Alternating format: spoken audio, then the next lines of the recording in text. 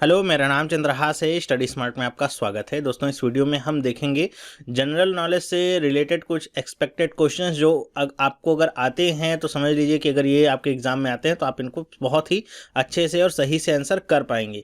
और ध्यान रखिए, यहाँ पर जो क्वेश्चंस मैंने लिए हुए हैं वो ज़्यादातर आपके एग्जाम्स में आए हुए क्वेश्चंस हैं, चाहे वो रेलवे का एग्जाम हो, चाहे एसएससी का एग्जाम हो, या इस लेवल के जो भी एग्जाम्स होते हैं जिसमें जनरल नॉलेज से क्वेश्चन आते हैं। ये सारे क्वेश्चन बहुत बार रिपीट हुए हैं, तो कम से कम इनका आंसर आप जाने रहिए, ताकि आगे भी अगर आते हैं क्वेश्चंस तो आप आसानी से इनको आंसर कर पाएंगे। चलिए, मैं यहाँ पे क्वेश्चंस लेता हूँ। इस तरह की वीडियो मैं पहली बार बना रहा हूँ। अगर आपको ये वीडियो पसंद आती है तो आप मुझे कमेंट करके बताइएगा, कि जिससे मैं इस तरह की जो वीडियोज़ हैं इनको आगे बढ़ा सकूँ। पहला क्वेश्चन देखते हैं क्या है। The first electric train in India started in, की भारत की जो पहली इलेक्ट्रिक ट्रेन थी, ध्यान रखिएगा इलेक्ट्रिक ट्रेन, ठीक है, वो कहाँ पे आपकी शुरुआत हुई थी। आपसे ये भी पूछा जा सकता है कब शुरुआत हुई थी, ठीक है।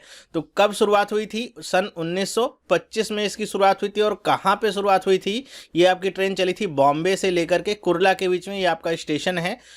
तो इसकी डिस्टेंस कितनी थी? 16 किलोमीटर की दूरी थी, जहाँ पे इस ट्रेन को पहली बार चलाया गया था। कौन सी ट्रेन है? इलेक्ट्रिक ट्रेन, ठीक है। तो ये ध्यान रखिएगा, चली कब थी? 1925 में। कहाँ से कहाँ तक चली थी? बॉम्बे से लेकर कुर्ला तक चली थी। भारत की पहली ट्रेन की अगर बात की जाए तो वो आपकी मुंबई से थाने के बीच में चली थी। तो ये आपका इलेक्ट्रिक ट्रेन की बात कर रहा है, क्योंकि वो जो क्वेश्चन है वो बहुत ही पुराना क्वेश्चन है, लगभग सबको आता है। लेकिन इस तरह का अगर पेचीदा क्वेश्चन आता है कि इलेक्ट्रिक ट्रेन कहाँ पर चली थी, तो काफ़ी कम लोगों को ये पता होता है। फिर क्या लिखा है? Longest railway tunnel in India, मतलब भारत में सबसे लंबी सुरंग कौन सी है रेलवे की?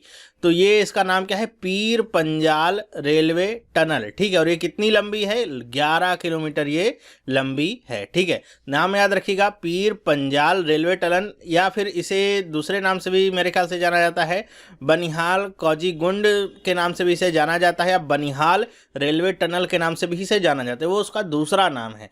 तो अगर वो नाम भी अगर ऑप्शन में आपको दिखता है तो उसको भी टिक करिएगा। ये मत सोचिएगा पीर पंजाल अगर ऑप्शन में नहीं है तो इसका मतलब जो हमने पढ़ा था वो गलत है, ठीक है। दोनों ही सेम नाम है। टनल की लंबाई अगर पूछी जाए तो कितनी है? 11 किलोमीटर। और अगर ये पूछ लिया जाए कि कहाँ पे मौजूद है ये, तो ये आपकी, जैसा कि आपको नाम से भी पता चल रहा होगा, ये आपका कहाँ पे है? जम्मू एंड कश्मीर में ये आपकी मौजूद है। मेरे ख्याल से समझ में आया होगा आपको। नेक्स्ट बात करते हैं, विच train between India and Pakistan, कि इंडिया और पाकिस्तान के बीच में कौन सी ट्रेन रन करती है? तो इस ट्रेन का नाम क्या है? इस ट्रेन का नाम है समझौता एक्सप्रेस, ठीक है। ध्यान रखिएगा, नाम क्या है? समझौता एक्सप्रेस, जो इंडिया और पाकिस्तान के बीच में चलती है।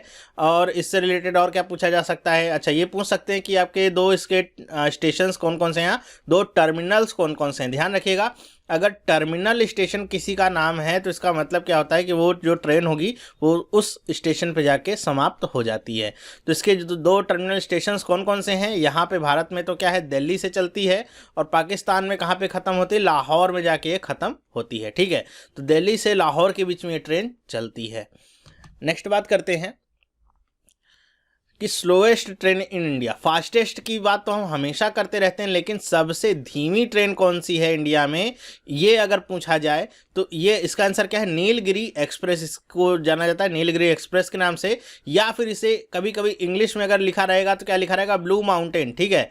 तो ब्लू माउंटेन भी अगर आपको लिखा हुआ मिल जाएगा तो वो आपका सेम ही है, नीलगिरी कहिए चाहे ब्लू माउंटेन कहिए, बात एक ही है। ब्लू माउंटेन एक्सप्रेस कहेगा या फिर नीलगिरी एक्सप्रेस कहेगा, एक ही बात है। ये क्या है? सब भारत में मौजूद सबसे धीमी ट्रेन है। इसकी एवरेज जो स्पीड है वो मेरे ख्याल से है आपकी 10 किलोमीटर पर आवर की, ठीक है। 10 किलोमीटर पर आवर की इसकी एवरेज स्पीड है। क्यों? क्योंकि पहाड़ों के बीच में चलती है, तो वहाँ पे वैसे ही ट्रेनें काफ़ी स्लो हो जाती हैं, इसलिए जो इसकी average speed 10 kilometre per hour की है, भारत में मौजूद सबसे स्लोएस्ट ट्रेन है। अगर फास्टेस्ट की बात करूँ तो कौन सी है? शताब्दी एक्सप्रेस, ठीक है। शताब्दी एक्सप्रेस ये आपकी क्या है? सबसे फास्टेस्ट ट्रेन है, ठीक। तो अगर आपसे आता है कि फास्टेस्ट ट्रेन कौन सी है तो शताब्दी एक्सप्रेस, स्लोएस्ट ट्रेन कौन सी है तो नीलगिरी एक्सप्रेस, ओके। शताब्दी एक्सप्रेस अभी दिल्ली से आगरा के बीच में जो चल रही है, जिसका ट्रायल भी हुआ था, उसकी स्पीड कितनी? 150 किलोमीटर प्रति घंटा की रफ्तार से वो चलती है। नेक्स्ट बात करते हैं, इंडियन रेलवे मस्कट, कि भारत का जो रेलवे है उसका मस्कट क्या है या कौन है, ऐसे भी पूछा जा सकता है। तो उसका नाम क्या है? भोलू है, ठीक है। और अगर पूछा जाए कौन से एनिमल को ये डिपिक्ट करता है तो कौन सा एनिमल है? वो एलिफेंट, ठीक है। तो एलिफेंट है, आपने देखा होगा अगर रेलवे के जरिए आपने सफ़र किया होगा कि एक एलिफेंट होता है पूरे ड्रेस में और एक वो अपने हाथ में क्या लालटेन या टॉर्च लेकर के खड़ा होता है, ठीक है। तो उसका नाम क्या है, भोलू, और वो क्या है, भोलू द एलिफेंट। ये क्या है, इंडियन रेलवे का मस्कट। नेक्स्ट बात करते हैं क्या है, computerise reservation started in India. की रिजर्वेशन की, वैसे हम जानते हैं कि रिजर्वेशन आज भी मैनुअल तरीके से होता है स्टेशन पे जा करके, लेकिन अब कंप्यूटराइज रिजर्वेशन भी स्टार्ट हो गया है, ये अब हम लोगों को पता है। लेकिन इसकी सबसे पहले शुरुआत कहाँ पे हुई थी, भारत में। तो वो शुरुआत हुई थी 1986 में। और कौन से स्टेशन से इसकी शुरुआत हुई थी, न्यू दिल्ली का जो आपका मेन स्टेशन है NDLS, जिसका क्या है कोड नेम है, वहाँ से इसकी क्या शुरुआत हुई थी, ठीक है, 1986 में। कहाँ पे, न्यू दिल्ली। नेक्स्ट बात करते हैं, world's longest run without changing trains. कि दुनिया की, देखिए क्या पूछा गया, दुनिया की सबसे ज़्यादा दूरी तय करने वाली ट्रेन विदाउट चेंजिंग, मतलब जिसको चेंज नहीं करना पड़ता है, वो कौन सी है, ठीक है। तो इसका नाम क्या है, कहाँ से कहाँ तक जाती है, रसिया टू प्योंगयांग, मतलब रशिया से लेकर के प्योंगयांग। प्योंगयांग क्या है, नॉर्थ कोरिया की राजधानी है, ठीक है। प्योंगयांग तक ये जाती है, ठीक है। रशिया में कहाँ से चलेगी, मॉस्को से प्योंगयांग तक ये जाएगी। और टोटल इसकी दूरी या लंबाई कितनी है, 10,214 किलोमीटर की दूरी ये तय करती है बिना चेंज हुए, ठीक है। बहुत लंबी ट्रेन है ये, बहुत सारे शहरों को ये कंप्लीट करती हुई जाती है। और अगर बात की जाए कितना समय लगता है, तो इसको लगभग 7 दिन और 20 घंटे का समय लगता है, ठीक है। हम ऐसे कह सकते हैं राउंड ऑफ में लगभग 8 दिन का समय ये लेती है एक स्टेशन से दूसरे स्टेशन तक पहुंचने में। ओके, ध्यान रखिए, the first ever live telecast of the railway budget took place. कि भारत का जो रेलवे बजट है उसका लाइव टेलीकास्ट पहली बार कब हुआ था, वो हुआ था सन 1994 में। ध्यान रखिए, डेट तो आपसे पूछी नहीं जाती है कि कौन सी डेट को हुआ था, फिर भी अगर आप जानना चाहें तो बता दूं, 24 मार्च 1994 को पहला रेल बजट जो आपका प्रस्तुत हुआ था। पहला रेल बजट कैसा, मतलब कि लाइव उसका प्रस्तुतिकरण हुआ था टीवीज़ पे, जिसको लोगों ने देखा था, जैसा आजकल होता है, ठीक है। कब था, 1994 से इसकी शुरुआत हुई थी, तब से लेकर के अभी तक तो होता ही आ रहा है। नेक्स्ट बात करते हैं क्या है, the first railway budget was presented by home. कि भारत का जो पहला रेलवे बजट है वो किसके द्वारा प्रेजेंट किया गया था, तो वो किसने प्रेजेंट किया था, जॉन मथाई ने, ठीक है। ध्यान रखिएगा, जॉन मथाई ने पहला रेलवे बजट प्रस्तुत किया था, ओके, इंडिया का। और इसी से रिलेटेड और कुछ आपको बता सकूं अगर मैं, कि जैसे हाँ, पहले क्या था कि जो आपका रेलवे बजट होता था वो आपका जो फाइनेंशियल जो बजट होता है, जो हमारा निकल के आता है जनरल बजट, उसके साथ ही रेलवे बजट भी आपका प्रस्तुत होता था। मतलब रेलवे बजट अलग से नहीं प्रस्तुत किया जाता था। लेकिन सन 1921 में अकवर्थ कमेटी की रिपोर्ट के बाद रेलवे को आपके बजट से अलग कर दिया गया, ठीक है। मतलब सामान्य बजट जो होता है वो तो होता ही, रेलवे का बजट अपना अलग से पेश किया जाएगा। तो पहली बार 1924 में ये आपका पेश किया गया, कौन सा बजट, रेलवे बजट आपका पेश किया गया। ओके, कुछ इसी से रिलेटेड और फैक्ट्स आपके सामने क्या आ सकते हैं, तब से लेकर के तो रेलवे बजट हमारा अलग से पेश ही होता रहा है। और इसके साथ फैक्ट आपको क्या पूछा जा सकता है, जैसे आपसे पूछ सकते हैं कि भारतीय रेलवे मिनिस्टर के बारे में पूछा जा, अभी कौन है, अभी हैं सुरेश प्रभु। और इससे पहले आपसे पूछा जा सकता है कि पहली महिला, ध्यान रखिएगा महिला से रिलेटेड है और प्रथम, तो ये बहुत इंपॉर्टेंट हो जाता है, पहली महिला रेल मंत्री कौन थी, ठीक है। कि रेलवे की मंत्री जो होते हैं केंद्रीय मंत्री, उसमें पहली महिला मंत्री कौन बनी थी, तो वो जो आपकी अब पश्चिम बंगाल के मुख्यमंत्री हैं ममता बनर्जी।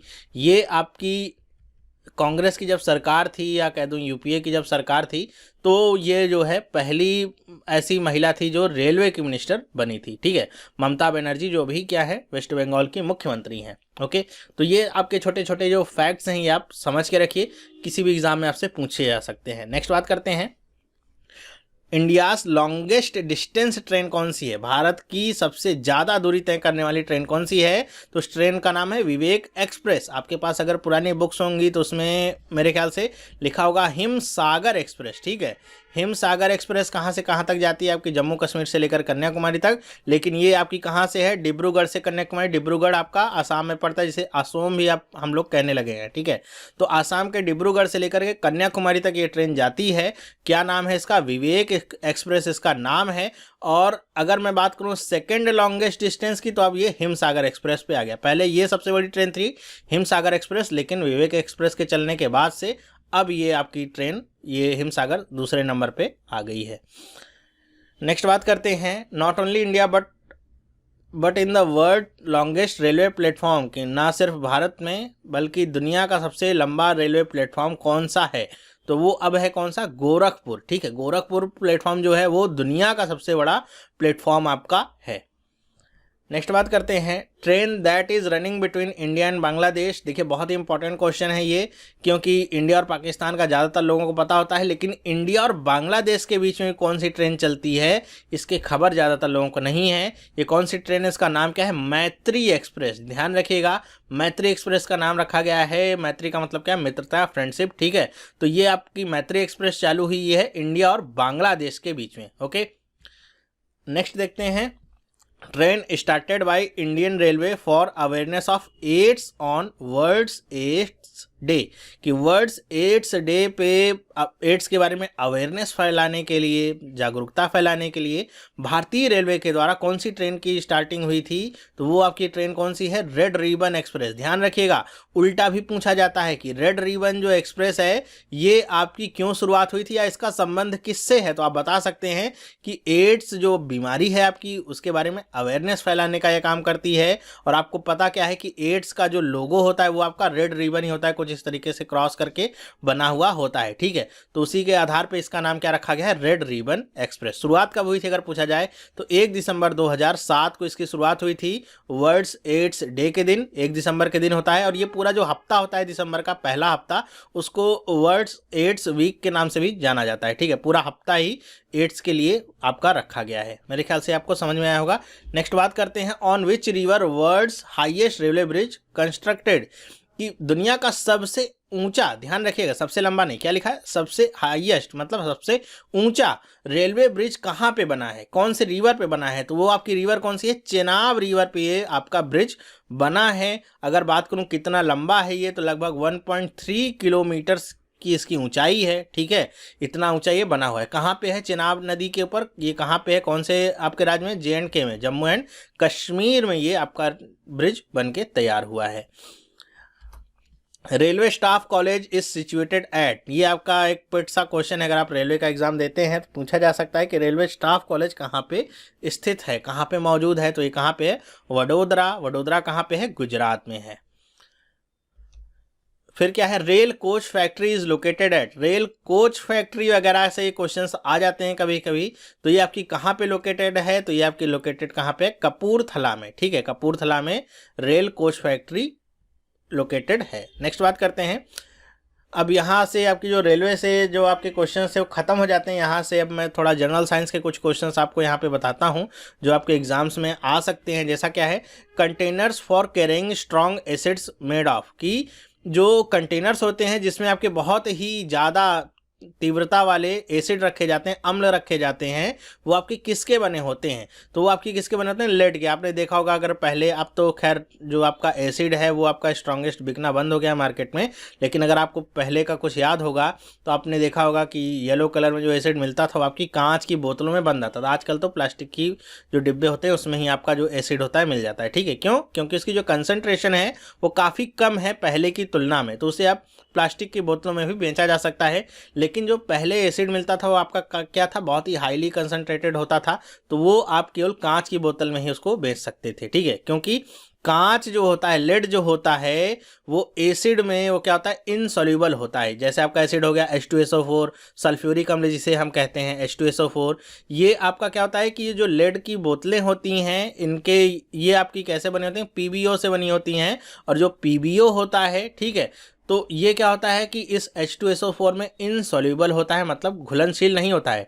और जो बाकी और एसिड्स हैं जैसे आपका HCl हो गया, HNO3 हो गया, इन सब से बहुत ही धीमे ये अभिक्रिया करता है या बहुत धीमे रिएक्ट करता है, जिसकी वजह से सबसे सुरक्षित माध्यम आपका लेड की बोतलें ही होती हैं जिसमें एसिड को कैरी किया जा सकता है।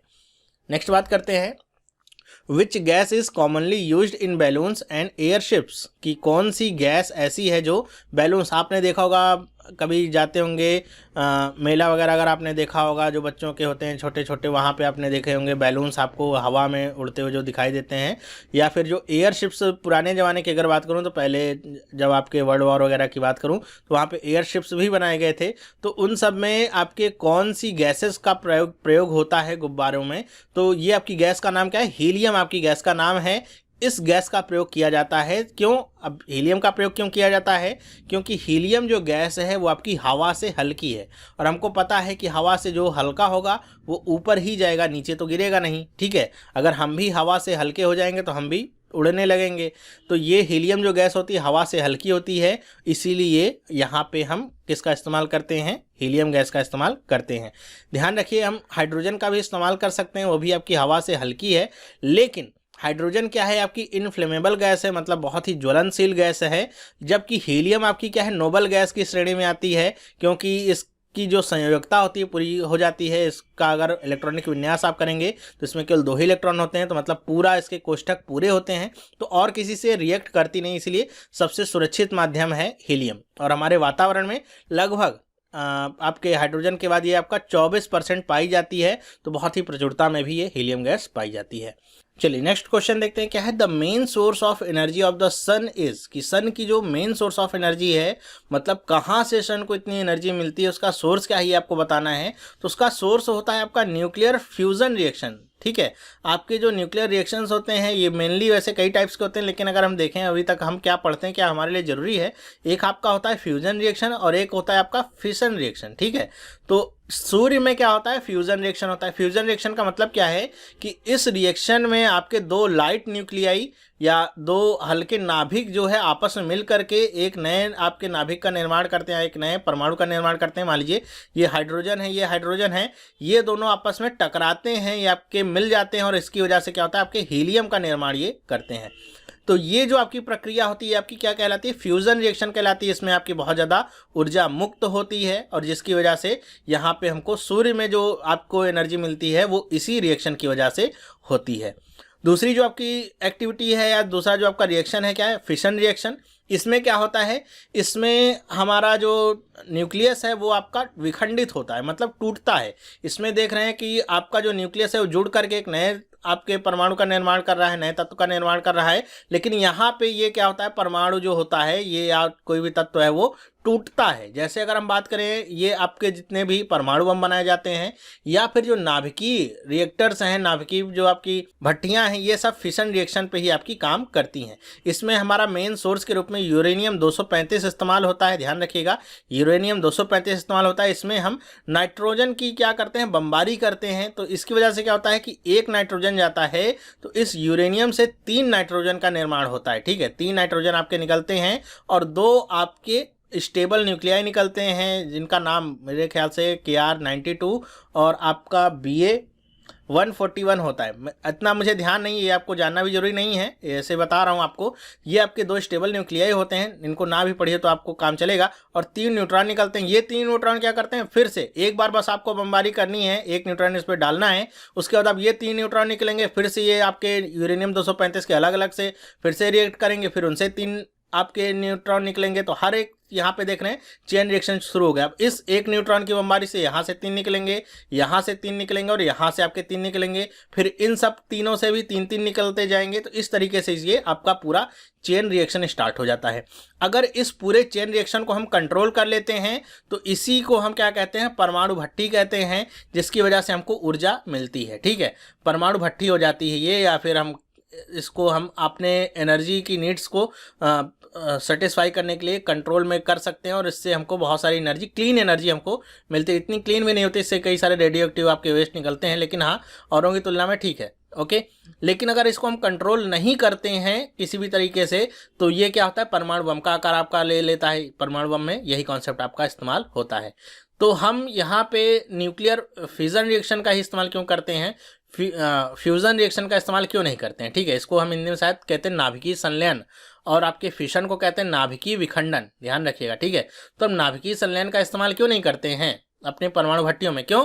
क्योंकि नाभिकीय संलयन या न्यूक्लियर फिशन के लिए बहुत ही ज़्यादा आपके यहाँ पे टेम्परेचर की ज़रूरत होती है, बहुत ही ज़्यादा ऊष्मा की जरूरत होती है, तभी ये न्यूक्लियर फ्यूजन रिएक्शन आपका पॉसिबल हो सकता है। ठीक है, जो हमारे धरती पे तो मेरे ख्याल से पॉसिबल नहीं है, या आगे हो जाए तो नहीं कह सकता, अभी तो मेरे ख्याल से पॉसिबल नहीं है। नेक्स्ट बात करते हैं, on which principle does the tape recorder function. ये तो मेरे ख्याल से आप सबको पता होगा कि जो टेप रिकॉर्डर पहले के ज़माने में होते थे, कैसेट्स वगैरह होते थे, ये आपके कौन से प्रिंसिपल पे काम करते हैं, तो इलेक्ट्रोमैग्नेटिक इंडक्शन के फंक्शन पे काम करते हैं। आप सबको ही पता होगा, उसमें हम देखते थे ऐसे ब्लैक कलर की एक स्ट्रिप सी होती थी, वो क्या इलेक्ट्रोमैग्नेटिक आपके इंडक्शन पे काम करते, वो आपके इलेक्ट्रोमैग्नेटिक टेप होते थे, जो आपके हेड पे आपके क्या होते थे, वो आपके स्पर्श करते हुए जाते थे, और जिसकी वजह से उसके अंदर की जो भी चीज़ें होती थी रिकॉर्ड होती थी और वो हमको सुनाई देती थी। ठीक है, पहले कंप्यूटर्स में भी हम इसका इस्तेमाल करते थे, लेकिन अब तो इसका इस्तेमाल बंद हो गया है। नेक्स्ट बात करते हैं, fat can be separated from milk in a cream separator because of, कि ये देखिए बहुत इंपॉर्टेंट क्वेश्चन है, कई बार पूछा गया है कि दूध में से फैट को कैसे अलग किया जाता है, मतलब दूध में से जो आपकी क्रीम वगैरह होती है इन सबको कैसे अलग किया जाता है, या कौन से प्रिंसिपल पे आधारित होता है, तो ये आपका क्या है, सेंट्रीफ्यूगल फोर्स, ये आपका प्रिंसिपल लगता है, जिसकी वजह से दूध और फैट आपस में अलग हो जाते हैं। ठीक है, सेंट्रीफ्यूगल फोर्स आपका ये काम करता है इस सेपरेशन में। Decibel is the unit of, कि डेसिबल किस चीज की यूनिट है, डेसिबल से क्या नापा जाता है, तो डेसिबल से नापा जाता है इंटेंसिटी ऑफ साउंड। ध्यान रखिएगा, डेसिबल मात्रक होता है किसका, साउंड। जैसे हम अगर मैं बात करूं दूरी की, तो दूरी का मात्रक क्या होता है, किलोमीटर, मीटर, सेंटीमीटर, आप कुछ भी कह सकते हैं। उसी तरह आपका साउंड का अगर नापना है कि साउंड को किस में नापेंगे, तो नापा जाता है डेसिबल में, जिसे हम शॉर्ट में ऐसे डीबी के नाम से भी ऐसे इसको दिखाते हैं। अगर किसी भी ध्वनि सूचक यंत्र का प्रयोग करते हैं तो डीबी उसमें लिखा रहता है कितने डीबी का ये साउंड प्रोड्यूस कर सकता है। ठीक है, तो हमको पता है कि हमारी जो यहाँ पे अगर फ्रीक्वेंसी की बात करूँ, तो हमारी जो सुनने की क्षमता होती है वो आपकी 20 हर्ट्ज से लेकर के 20,000 हर्ट्ज तक होती है। मतलब इस बीच में अगर कोई भी ध्वनि होगी तो वो हमको सुनाई देती है, लेकिन अगर 20 हर्ट्ज से कम होगी या फिर 20,000 हर्ट्ज से अधिक होगी तो वो ध्वनि हमको नहीं सुनाई देती। जैसे छोटे मोटे कीड़े मकोड़ों की आवाज़ होती है, हमको नहीं सुनाई देती है, लेकिन जो आपके जानवर होते हैं, जैसे आपकी कुत्ता हो गया, बिल्ली हो गए, उनको वो सुनाई देता है। इसी तरह अगर मैं बात करूं बैट्स की, चमगादड़ों की जो आवाज़ होती है वो हमको नहीं सुनाई देती, क्योंकि वो 20,000 हर्ट्ज से ऊपर होती है, तो वो हमको नहीं सुनाई देती है, लेकिन और सारे जानवरों के सुनाई दे सकती है। ठीक है, तो हमारे सुनने की अगर रेंज की बात की जाए, अगर क्वेश्चन आए तो 20 हर्ट्ज से 20,000 हर्ट्ज तक है। और अगर डेसिबल की बात की जाए, किसका मात्रक है, तो आपका मात्रक होता है साउंड का। ठीक है, ध्वनि का ये मात्रक है, इसकी हेल्प से हम नापते हैं कि कितनी ज़्यादा ध्वनि है, कितनी कम ध्वनि है, ये सारी चीज़ें हम इसके जरिए नापते हैं। तो वैसे ही यहाँ पे क्वेश्चन बन सकता है, ऐसे आपसे पूछ सकते हैं कि हमारे मनुष्यों के लिए कितने डेसिबल तक का जो साउंड होता है वो सेफ माना जा सकता है। तो इसको कहते हैं कि आपका 80 या 85 आपका जो डेसिबल का साउंड होता है, अगर इससे ऊपर आप जा रहे हैं, ध्यान रखिएगा यहाँ पे डीबी लिखा है, मेरे ख्याल से ये बी आपका कैपिटल में होता है दिखाने के लिए। ठीक है, तो अगर आप 85 डेसिबल से ऊपर की ध्वनि सुन रहे हैं तो ये आपके लिए नुकसानदायक हो सकती है। एक नॉर्मल जो कन्वर्सेशन होता है वो आपका 60 डेसिबल पे होता है, मतलब जो मामूली बातचीत वगैरह होती है, आप बात करते हैं, वो आपका 60 डेसिबल पे होता है। और अगर मैं बात करूँ एकदम, अगर आप किसी क्वाइट लाइब्रेरी में बैठे हुए शांतिपूर्ण, तो आपका 30 से 40 डेसिबल के बीच में वहाँ पे आपका साउंड होता है। लेकिन अगर आप 85 से ऊपर जाते हैं तो आपके कानों के लिए नुकसानदायक हो सकता है। डिपेंड करेगा कितनी देर तक आप उस साउंड के कंट्रोल में हैं या उस साउंड की रेंज में आप रहते हैं।